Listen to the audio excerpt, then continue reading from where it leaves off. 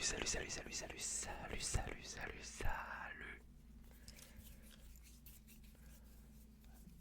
J'espère que tu vas bien. Moi, en tout cas, ça se passe très bien. Alors, même si là, ça fait plus de 2 heures que j'essaie de m'organiser pour faire cette putain de vidéo. C'est... Disons que là, entre ma chaise qui grince, la lumière qui me plaisait pas, la caméra qui voulait pas fonctionner et le micro qui, je sais pas pourquoi, les réglages sont complètement super chiants à faire maintenant. Parce que maintenant j'utilise mon micro avant tout pour faire du doublage. Donc ça fait très longtemps que j'ai pas utilisé pour la l'ASMR. Mais bon, me voilà, j'avais très envie de tourner cette vidéo. Une petite vidéo ASMR comme ça et tout. J'espère vraiment que le son va être nickel. Désolé pour la qualité de la caméra encore une fois. Je filme ça avec la webcam parce que maintenant ma caméra est vraiment HS. Il faut que je m'achète un matos un peu plus performant un jour. J'espère que le son sera bon parce que là du coup j'ai réussi à trouver un moyen pour m'arranger au montage que le son de mon micro aille directement dans la vidéo. Comme ça j'ai pas la synchro labiale à faire. Bon, même si c'est pas le truc le plus chiant à faire, mais au moins on verra bien. Donc du coup aujourd'hui, comme je n'avais pas d'idée, je vais faire comme je fais à chaque fois, c'est-à-dire je vais faire une vidéo sur ce que j'aime, à savoir mes mangas. Alors ne faites pas attention à ceux-là, c'est pas à moi, c'est pas les miens, tout ça, c'est... J'avais testé Valkyrie Apocalypse, mais c'était pas... Je suis pas trop dans ce délire, je suis pas très tournoi moi. Mais du coup, j'ai des mangas partout chez moi, c'est... Là on est dans mon bureau, et dans mon bureau du coup j'ai des mangas partout, mais j'ai aussi des mangas partout dans mon salon, et j'ai des mangas partout dans ma chambre, donc c'est un gros bordel, j'ai presque plus de place. Alors certes j'ai fait du rangement, parce que là par exemple là il y a encore de la place là, mais c'est parce que c'est pour la suite de ces séries là, mais bon. Et du coup j'avais envie de parler de manga parce qu'en plus de ça, vu que ça a été mon anniversaire récemment, j'ai pu m'acheter quelques mangas avec oui, procurer un Junjito que je n'avais pas encore. Black Paradox, qui est encore sous blister. Donc pour ceux qui me connaissent depuis pas mal de temps, je suis un gros fan de Junjito, c'est mon mangaka préféré. Il fait partie de mes mangakas préférés. Et du coup j'essaie d'avoir toute sa collection. Et celui-là, il me manquait celui-là.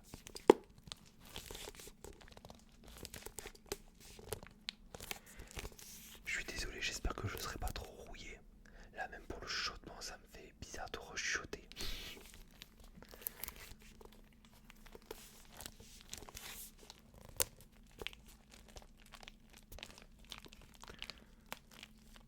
J'ai pas encore envie de le déballer, j'avoue. J'aime bien moi les trucs sous blister comme ça.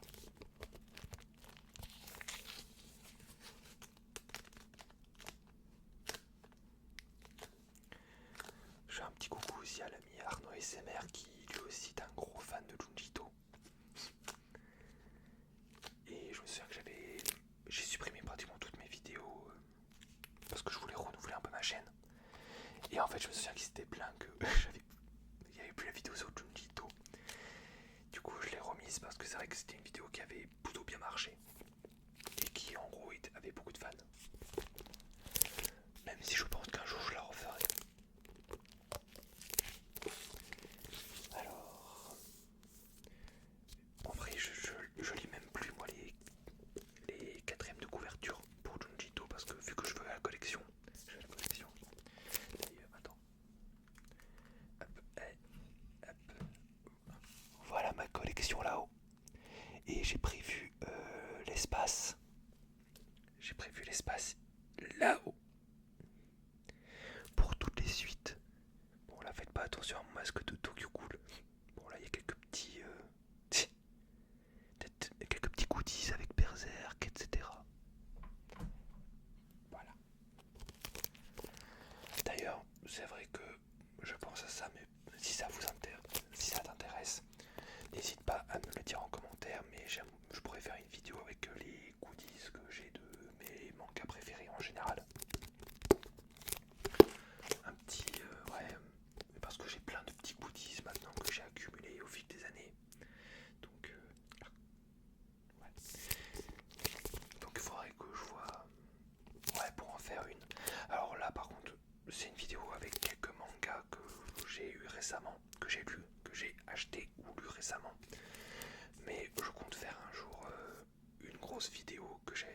l'époque avec toute ma collection manga, mais vraiment toute. Bah, déjà avec tout cela, mais aussi avec ceux qui sont là que vous voyez pas, j'en ai juste là-bas, etc. J'essaierai de faire une grosse vidéo. Bon, pas avec tous les mangas, voilà, parce que au total, là sur mon manga collect, j'en ai 535. Je vais pas vous faire une vidéo avec 535 mangas. Ça serait très long. Mais bon. Voilà, Black Paradox. Donc j'ai tellement hâte de me le lire. Ensuite, alors ça c'est une série que je me suis mis à jour récemment. Et du coup j'ai choisi ce tome-là parce que c'est ma couverture préférée. Donc Shojin X, tome 11 de Soichida chez Glénat. Donc pour ceux qui ne savent pas, c'est un manga du créateur de Tokyo Ghoul.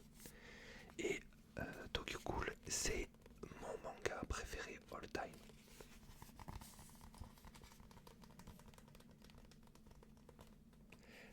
J'adore le chara design de ce perso. Franchement, il est putain de classe.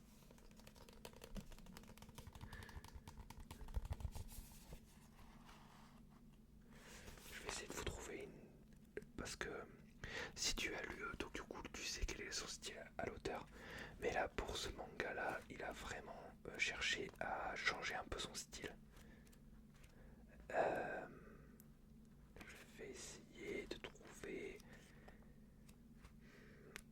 Je sais pas si je peux montrer ces trucs-là parce que c'est pas mal gore quand même. Parce que bon, c'est un auteur qui n'hésite pas à aller dans la violence. Mais c'est pas de la violence gratuite. Hein. C'est de la violence qui est justifiée. Enfin, justifiée par le scénario. Sinon, aucune forme de violence n'est justifiable.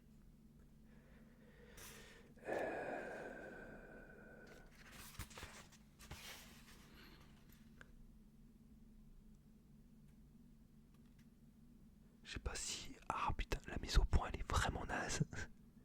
Mais voilà, c'est... J'adore cette planche. Du coup, c'est une série que j'avais commencé parce que fan de Tokyo Ghoul.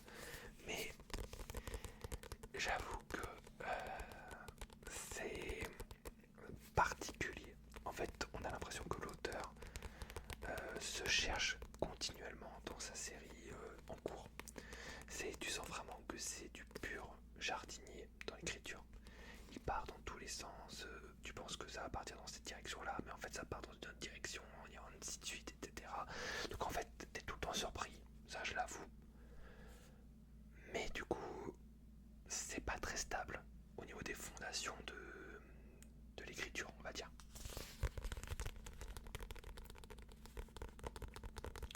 Mais en vrai, ça s'est pas mal amélioré là depuis pas mal de tomes. Depuis le tome, je sais plus trop, parce que là je les ai enchaînés. Là j'ai enchaîné jusqu'au tome 12. Donc là, ouais, c'est le tome 12. Donc là j'attends le tome 13, parce que le tome 12 se termine sur un gros cliffhanger. Et comme je ne lis pas les scans, parce que moi je veux donner de l'argent aux auteurs et aux éditeurs, évidemment.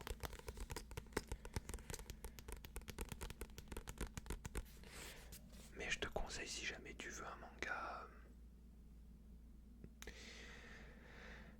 gothique, un peu sombre, shonen, avec des pouvoirs intéressants. Enfin, c'est un gros bordel en fait, je saurais même pas te dire, je saurais même pas te le vendre en fait. C'est un manga qui est assez particulier. Je te conseille de le tester si t'aimes bien Tokyo Ghoul, mais c'est pas Tokyo Ghoul, je tiens à préciser. Ne fais pas la même erreur que moi. Ensuite, Duran qui, d'après Kentaro Miura. Donc, comme tu l'as vu tout à l'heure là-haut, je suis un fan de Berserk. Et du coup, j'ai lu tout ce qu'a fait Kentaro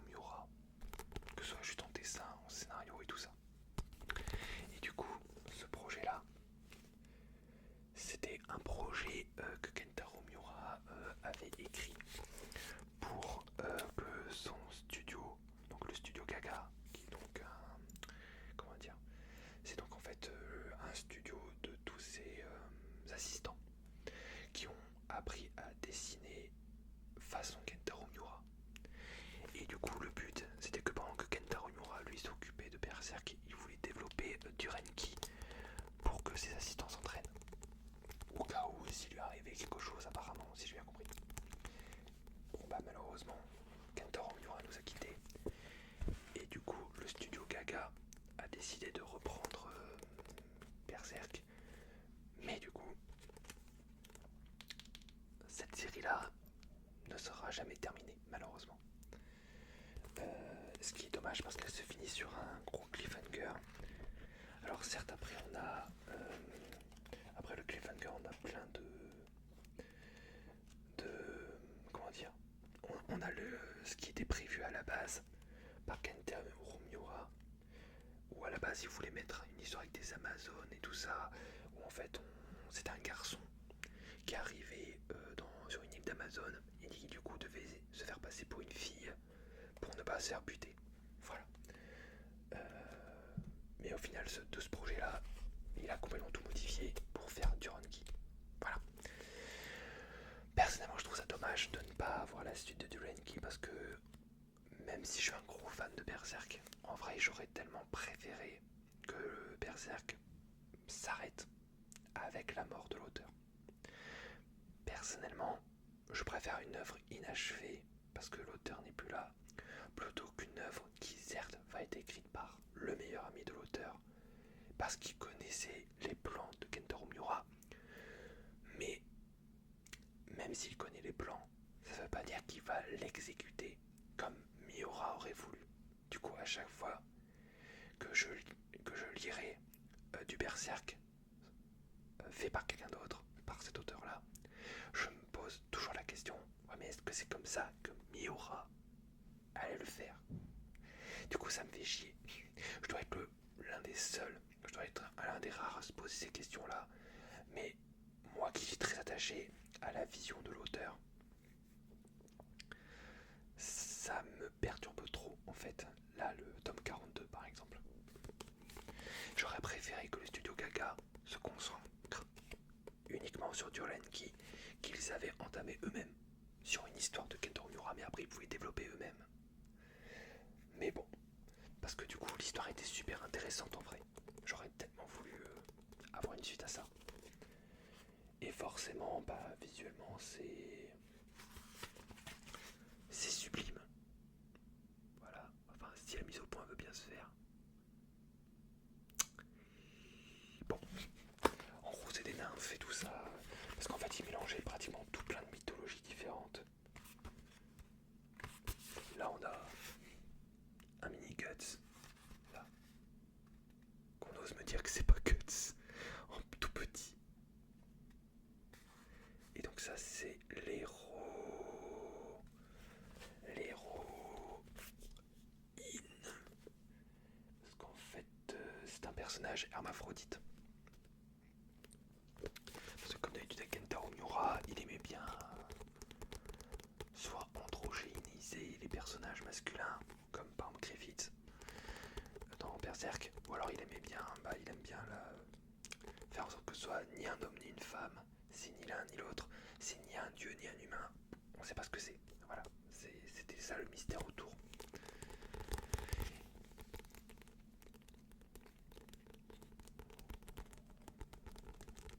Du coup j'aurais tellement voulu continuer ça parce que l'univers avait l'air tellement cool. Et les dessins forcément sont sublimes. Franchement.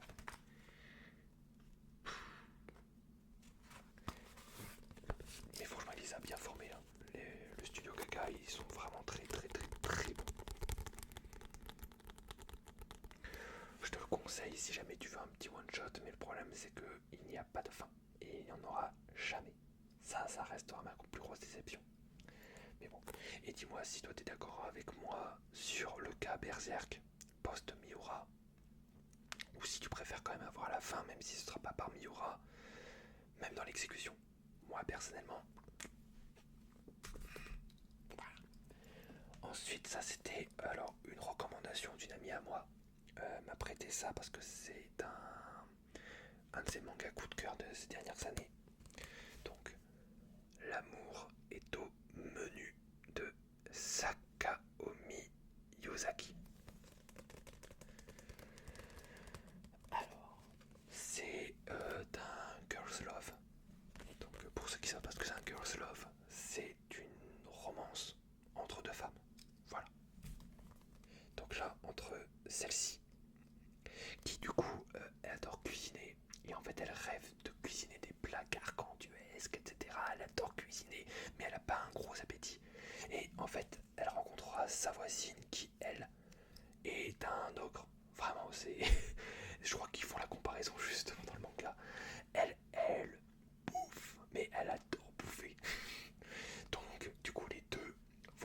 commencé à se voir dans la vie de tous les jours pour manger ensemble. Et une relation va commencer à naître entre les deux plus tard. On découvrira que elle, en tout cas, a l'air d'être lesbienne. Enfin, en tout cas, c'est comme ça que je l'ai compris dans le tome 2. Elle, pour l'instant, on ne sait pas trop encore. On sait juste qu'elle a grandi dans une famille traditionnaliste où c'est l'homme avant la femme. C'est compliqué. Vous voyez les Zénines dans Jujutsu Kaisen, c'est ça. Et en vrai, c'était plutôt sympathique. En ce moment, c'est vrai que à une époque, quand j'étais beaucoup plus jeune, je lisais zéro romance. Ça m'intéressait pas du tout.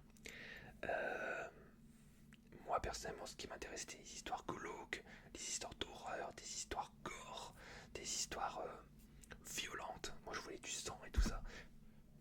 Désolé. Et donc, je voulais du sang. Et là, depuis un certain temps, je me rends compte que j'aime bien aussi avoir des petits moments de douceur, des petits mangas ou des petits romans un peu doudou. Voilà. Et du coup, ma pote m'a prêté celui-ci. J'ai donc les 2 premiers tomes que je me suis enchaîné. Et vraiment, c'est sympathique. Et en plus, moi, ce qui m'intéresse, parce que moi, c'est un truc que j'adore, c'est les mangas qui tournent autour de la bouffe. C'est parce qu'à chaque fois, c'est bâtard. Ils te dessinent la bouffe. Mais vraiment, c'est du food porn. C'est du food porn. Alors, c'est pas la meilleure représentation. J'ai déjà vu mieux. Mais attends, je te trouve un moment.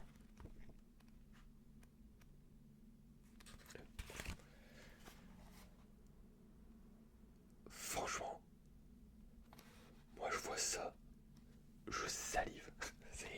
Il faut pas lire ce genre de manga quand tu as faim en fait. Mais du coup voilà, c'était un petit girls love très sympathique. Que personnellement, je suis pas à 100% emballé. Mais j'ai beaucoup aimé quand même la proposition.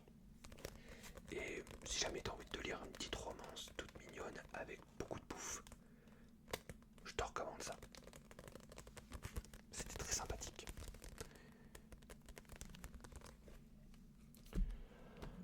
En parlant de Girls Love, par contre,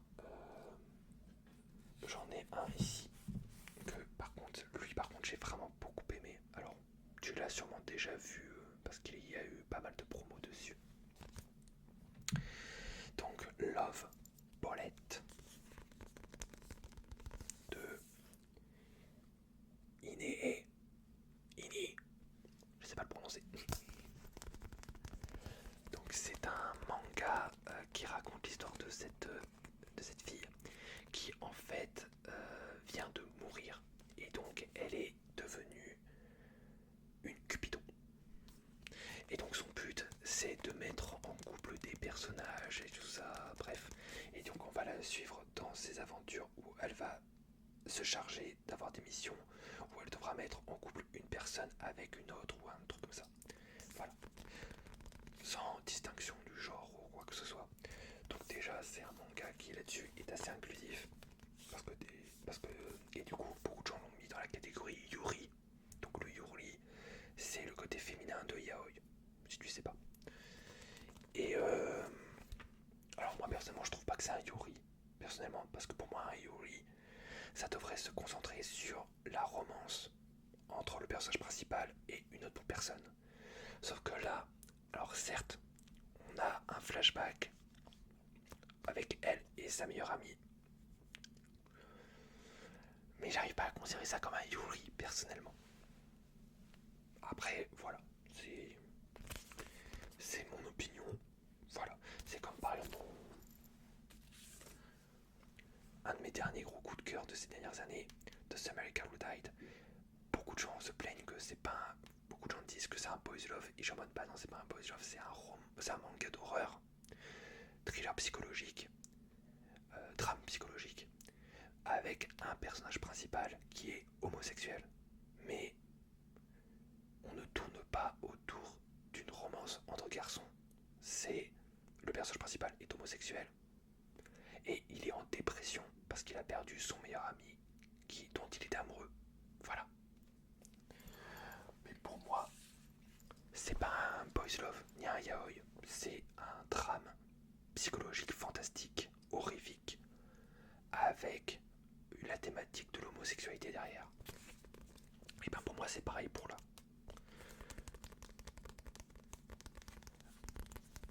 D'ailleurs, si jamais tu lis des Yuri, des Girls Love et tout ça, n'hésite pas dans les commentaires à m'en conseiller.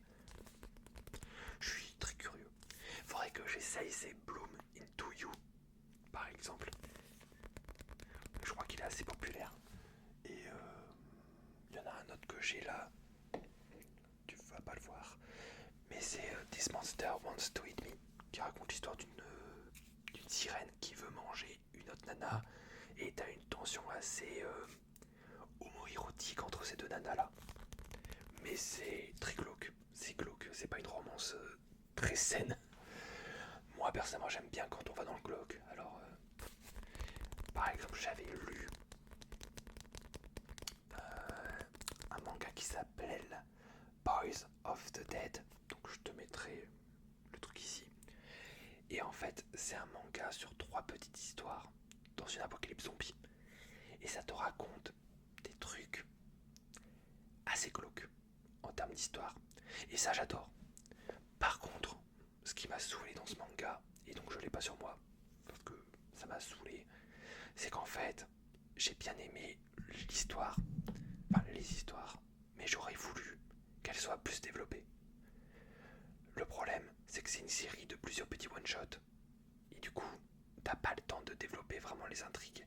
Et ça m'a un peu refroidi, ce qui est dommage, parce que j'avais beaucoup aimé les histoires, le potentiel derrière ces histoires-là.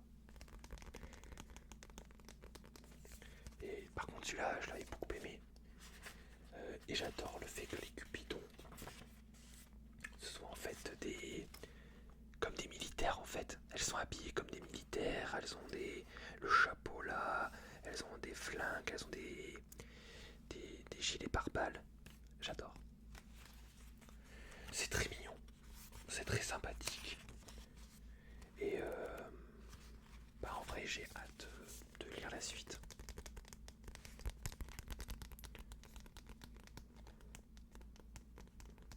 Et il y a un côté un peu quand même très girls love du coup, puisque je crois qu'il y a 2 couples lesbiens qui sont formés dans celui-là.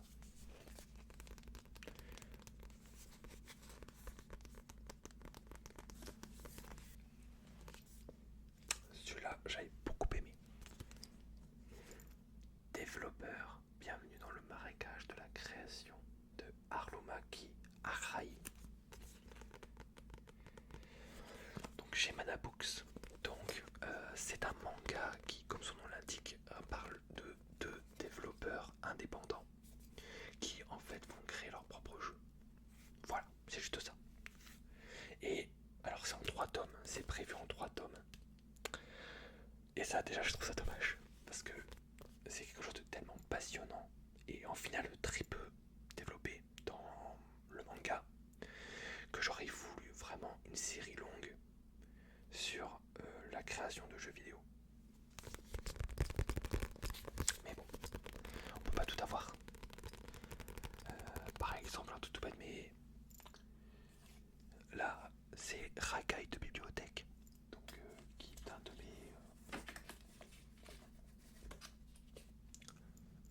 de mes slice of life préférés. Et ben lui, là par exemple en France on n'a que 7 tomes, mais pour l'instant aux États-Unis, au Japon, ils en sont au 18e tome. Et ça j'adore. Moi personnellement les séries qui durent, qui sont à rallonge, j'adore.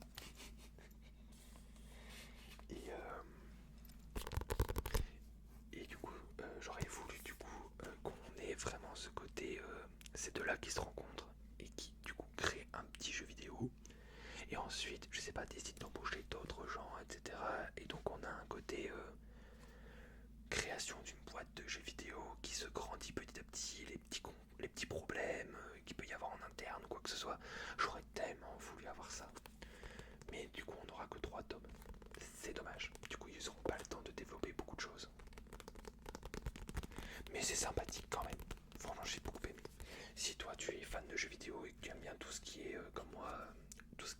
histoire des développements de jeux vidéo et tout ça, je te conseille vraiment celui-là parce que moi j'adore travailler sur le développement de jeux vidéo.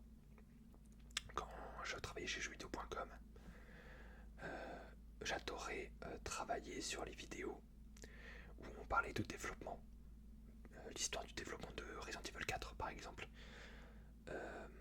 Ça j'adorais faire mon enquête sur comment ils ont développé, comment ça s'est passé, le bordel et tout ça. J'adore ça. Du coup, on a un peu de ça.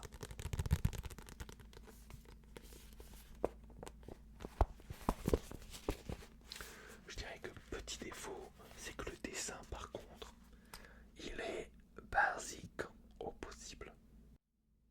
Il va pas marquer pour son graphisme. Voilà.